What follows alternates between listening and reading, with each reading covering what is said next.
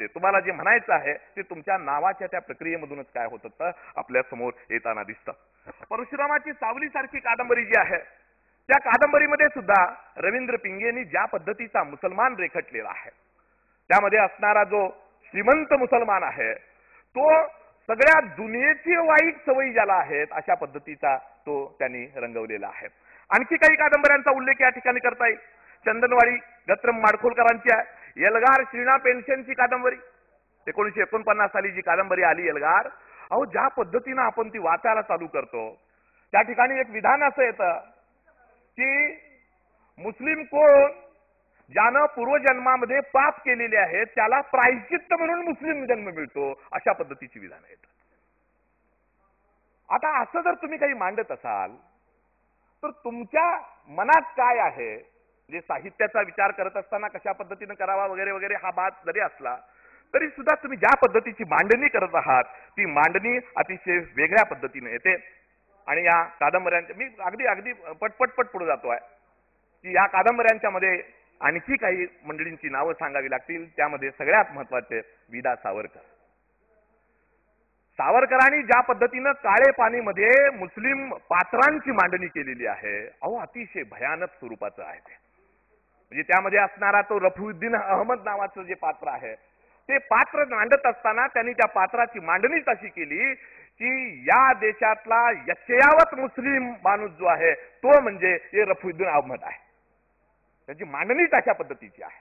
म्हणजे जर मुस्लिम तुम्हाला बघायचं असेल तर इकडं तिकडं कुठं जाऊ नका, या रफीउद्दीनला फक्त बघा, तुम्हाला या देशातला मुस्लिम जो आहे तो मुस्लिम काय होईल लगेच कळू लागेल. या पद्धतीची मांडणी काळे पाणीमधून विदा सावरकर करताना दिसतात. खानोलकरांची भागरे नावाची एक कादंबरी आहे. या भागरेमध्ये एक 2-3 पात्र आहेत. हसन नावाचं एक पात्र आहे, हसनचा म्हातारा नावाचं एक पात्र आहे, हसनची बायको नावाचं एक पात्र आहे. ही तिन्ही पात्र जी आहेत ती पात्र वाचत असतानाच आपल्या लक्षात येतं की या खानोलकरांचं या पात्राने काय बिघडलेलं आहे कुणाला माहिती आहे. काय एवढा माणूस या माणसांच्या पाठी लागला असेल. म्हणजे तो हसन जो आहे आडदांड आहे, म्हणजे दाखवताना तशा पद्धतीने दाखवलेला आहे. तो आडदांड आहे, प्रचंड ताकदीचा आहे, पण बुद्धू आहे. आडदांड आहे, प्रचंड ताकदीचा आहे, शक्तीचा आहे, पण बुद्धू आहे. ज्याला आपल्या बायकोच्या संदर्भामध्ये कुणी काहीतरी बोलतं तेही त्याला कळत नाही, इतका तो निर्बुद्ध दाखवलेला आहे.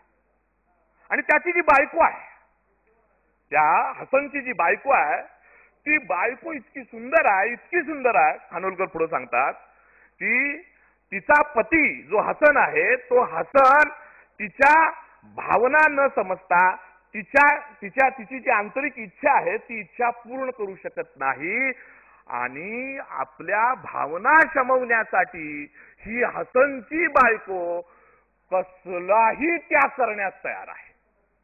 अजब आहे सगळं.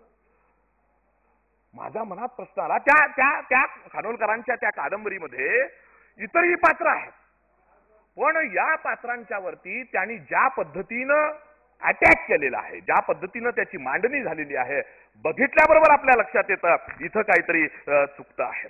त्याच्यानंतर मी जरा पुढे जातोय की महानगरी एक कादंबऱ्या.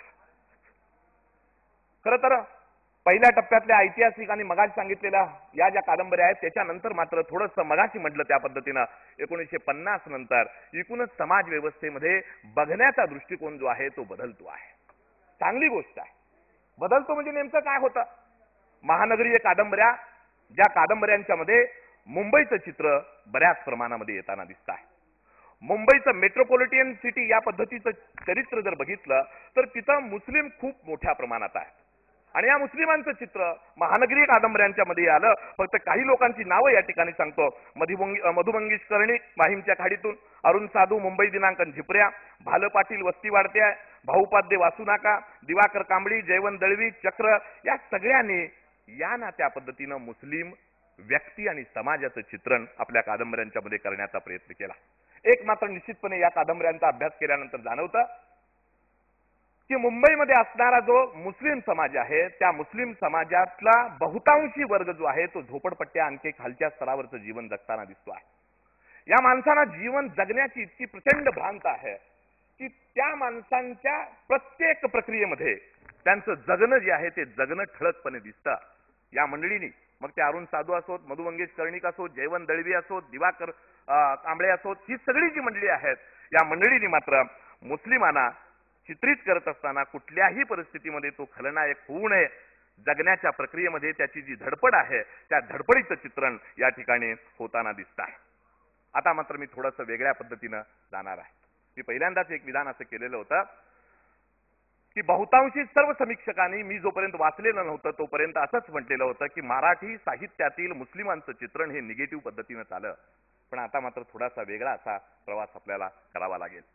मराठी साहित्यातील मुस्लिमांचं अतिशय प्रखर वास्तव चित्रण करणाऱ्या ज्या कादंबऱ्या आहेत त्या कादंबऱ्यांचा उल्लेख मी या ठिकाणी करणार आहे. पहिल्यांदा सगळ्यात महत्वाचं बासी मर्ढेकरांची तांबडी माती. तांबडी मातीमध्ये असणारा डीएसपी खान जो आला तो मानवतेच्या पातळीवरती इतका चांगला रंगवलेला आहे. खरं तर मर्ढेकरांची ही जी कादंबरी आली ती कादंबरी 1940 ते 1950च्या दरम्यानची कादंबरी आहे. आणि या कालावधीमध्ये हिंदू मुस्लिमांच्या संदर्भामध्ये असणारा या एकूण टोटल भारतीय परिप्रेक्ष्यावरती एक फाळणीला कारणीभूत असणारे अमक तमक, त्यानंतर झालेली फाळणी, त्याच्यानंतरचं ते युद्ध वगैरे वगैरे या सगळ्या पार्श्वभूमीवरती तो डीएसपी खान जो आहे तो खान कथानकाच्या अनुषंगानं सुद्धा खलनायक करण्याची एक चांगली संधी मर्ढेकरांच्या समोर होती. पण त्यांनी मात्र खान रंगवताना देशभक्त, देशप्रेमी आणि देशासाठी जीव द्यायला तयार असणारा अशा पद्धतीचा खान त्या ठिकाणी त्यांनी रंगवला. त्याच्यानंतर सगळ्यात महत्वाचं व्यंकटेश माडगूळकरांची बनगरवाडी आली. खरं तर बनगरवाडीतला तो आयुब जो आहे, आयुब मुलानी नावाचं जे पात्र येतं, तो आयुब बघितल्यानंतर तो मुसलमान आहे हे आपल्याला वाटतच नाही. तो आयुब जो आहे तो फक्त नावानं मुसलमान वाटतो. त्याचा जगण्याचा संघर्ष जो आहे तो त्या गावातील बनगरवाडीतील ती सगळी जी माणसं आहेत धनगरवाड्यातील, त्या धनगरवाड्यातील माणसांच्या ओसरीवरती तो आयुब जो आहे तो आयुब जगतो आहे. आणि माणुसकीचं नातं किती प्रखर असू शकतं हे आपल्याला त्यातल्या राजाराम मास्तर आणि आयुबच्या नात्यामुळं समजून येतं. माडगूळकरांनी रंगवलेला आयुब जो आहे तोही त्याच पद्धतीचा. नंतर मबा भोसलेंची घसरगुंडी नावाची कादंबरी आली, याच दरम्यान आलेली. त्यामध्ये असणारा अकबर मास्तर जो आहे तोही इतर पात्रांच्या तुलनेमध्ये अतिशय चांगल्या पद्धतीनं त्यांनी रंगवलेला दिसतो आहे. आणि मग एक वेगळ्या पद्धतीचं पर्व सुरू झालं. खरं तर या विधानाच्या संदर्भामध्ये मला नाही वाटत कुठला वाद होईल. जी मंडळी या कादंबऱ्या वाचतील की मराठी साहित्यामध्ये मुस्लिमांचं अतिशय परिणामकारक वास्तववादी चित्र जर कुणी केलं असेल तर ते भालचंद्र नेमाडे यांनी केला. भालचंद्र नेमाड्यांच्या झूल असेल, कोसला असेल, जरीला असेल, बिढार असेल, या चारही कादंबऱ्यांच्या मधून मुस्लिम येतो. खरं तर त्या 4 कादंबऱ्या वाचल्यानंतर आपल्या लक्षात येतं की मुस्लिमांची मानसिकता मुस्लिम असून मला कधी कळलीच नाही. काय मांडलं त्यांनी? म्हणजे ती कादंबरी वाचत असताना आपल्या लक्षात येतं की त्यामध्ये प्राध्यापक शेख आहे, प्राध्यापक नखवी आहे. ही प्राध्यापक शेखच्या अनुषंगानं जे काही विश्व त्यांनी मांडलेलं आहे हा इंग्रजीचा प्राध्यापक आहे, लक्षात घ्या. तो इंग्रजीचा प्राध्यापक त्या स्टाफरूम मध्ये असतो आणि भारत पाक 1965च्या युद्धाचा प्रसंग त्यामध्ये त्यांनी घेतलेला आहे त्या झूलच्या अनुषंगानं. आणि सगळा स्टाफरूम जो आहे तो स्टाफरूम त्या प्राध्यापक शेख यांच्याकडं टवकारून बघतोय. खरं तर त्या शेखचा आणि त्या भारत पाकिस्तान युद्धाचा काय संबंध आहे?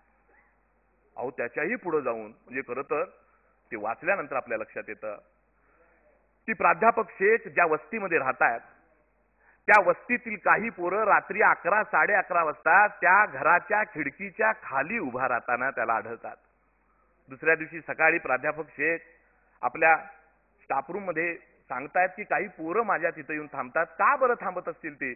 आणि मग त्यांना जे कळतं ते या देशातील मुस्लिमांचं प्रातिनिधिक चित्र आहे, लक्षात घ्या. ते सांगतात प्राध्यापक त्यांना की सर तुम्ही फार घाबरू नका. बघा गंमत कशी आहे. तुम्ही फार घाबरू नका. ती मुलं कशासाठी थांबतात माहितीये का? त्यांना कुणीतरी असं सांगितलंय की तुम्ही रात्री 11:30 वाजता रेडिओ पाकिस्तान ऐकता. तुमच्या निष्ठा ज्या आहेत त्या पाकिस्तानशी निगडीत आहेत आणि म्हणून ती ते